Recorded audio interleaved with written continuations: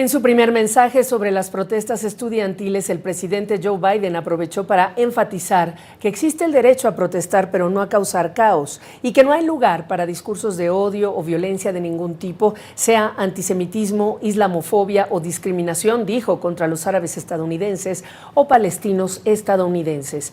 Analizamos sus palabras en el contexto de esta guerra de Israel en Gaza con el historiador Ilan Semo de la Universidad Iberoamericana. Yo creo que el discurso de Biden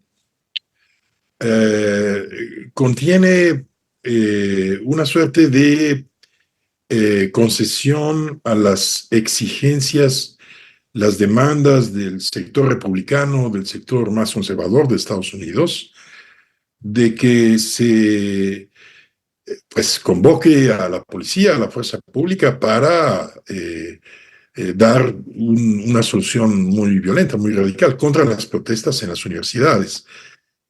Ya contiene un elemento de esos, evidentemente, ¿no? Cuando él hace mucha referencia a que lo que no debe desbordarse es el orden, etcétera, etcétera, tengo la sensación de que es un discurso que no invita al uso de la fuerza, pero que advierte sobre esta posibilidad después de semanas y semanas de protestas.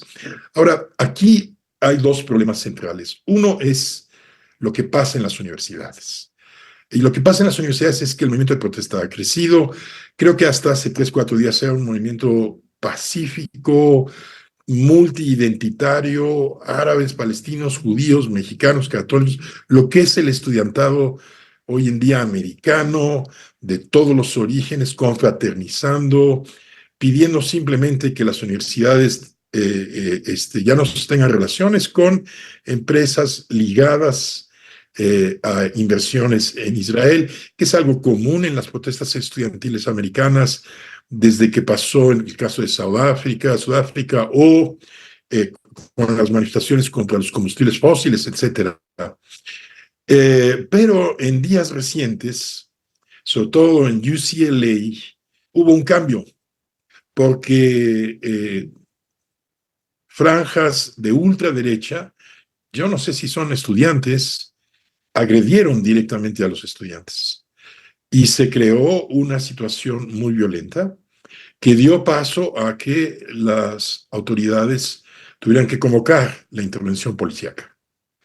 Esto sí es muy grave porque se trata ya de sectores de la ultraderecha americana tratando de crear una situación que acabe violentamente con las manifestaciones. El segundo problema es que Biden está perdiendo rápidamente el consenso entre los jóvenes estudiantes por su política hacia el conflicto de Gaza. Creo que son un 70 o un 80% de los jóvenes universitarios que desaprueban su política. Y entonces sí se ve urgido de tomar una solución que lleve, en el caso de Gaza, efectivamente a un cese al fuego, al inicio de negociaciones, cosa que está pasando además. Toda esa gigantesca opinión norteamericana que está por detener el conflicto, la intervención tan violenta, tan sangrienta de los israelíes, está teniendo una influencia ya sobre el conflicto. Hoy lo vemos en las universidades, pero también estamos viendo, por ejemplo, expresiones de nacionalistas, por ejemplo, en la India, contra los musulmanes, por ejemplo. Y entonces, el caldo de cultivo en estas sociedades, con una guerra, como una incursión militar como la que está llevando a cabo Israel en Gaza, pues está encendiendo estos focos rojos en donde existen estas sociedades polarizadas. Le menciono la universidad como uno de los ejemplos porque es el actual, pero no parece ser el único. Esta gigantesca solidaridad, empatía internacional que ha despertado pues la tragedia del pueblo palestino está encendiendo los focos rojos en el mundo ultraconservador, islamofóbico, etcétera, que está viendo la oportunidad, sí, para hacer avanzar precisamente una vez más políticas de construcción racial, etcétera, etcétera. Sobre todo en el caso de Estados Unidos, a ver, lo asombroso fue que las protestas eran increíbles, eran pacíficas. Tengo amigos ahí, había estudiantes judíos y árabes inventando nuevos bailes, inventando nuevas canciones. Pues ojalá y eso sucediera en Israel y Palestina, lo mismo que sucedió.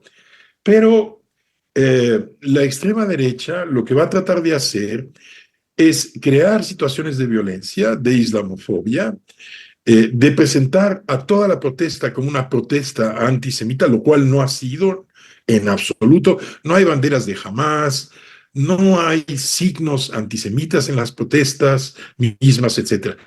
Sí en las sociedades donde están polarizadas, el caso francés, etc., ahí sí puede empezar a surgir los dos extremos, que es un antisemitismo radical, también el caso norteamericano, y una islamofobia radical. Y bueno, yo creo que el discurso de Biden quiere de alguna manera advertir que él va a tomar cartas en el asunto para tratar de salir adelante. Entonces, profesor, de cómo se resuelva esta guerra, esta incursión israelí en Gaza, depende también esto que estamos hablando, estas oportunidades que buscan los extremos. Exactamente. La verdad es que el presidente Biden, la Casa Blanca, tiene una suerte de espada de Damocles, es en noviembre, está perdiendo votos y valdría la pena que pensara en cómo reconquistar ese voto joven, pero eso sucede según el destino de lo que pase en Gaza. Y un comentario más. Frecuentemente en los movimientos estudiantiles puede haber franjas ultras, como pasó en Colombia. No es una excelente idea tomar un edificio universitario, ocuparlo. Entonces, el movimiento en su conjunto de protestas debe hacer un gran esfuerzo por mantener su pacificidad, ese gran esfuerzo que han hecho para que nadie sea lastimado identitariamente, racialmente, y seguir siendo el movimiento noble que ha sido hasta la fecha. Pues, profesor, un gusto nuevamente tener su perspectiva. Le agradezco su tiempo.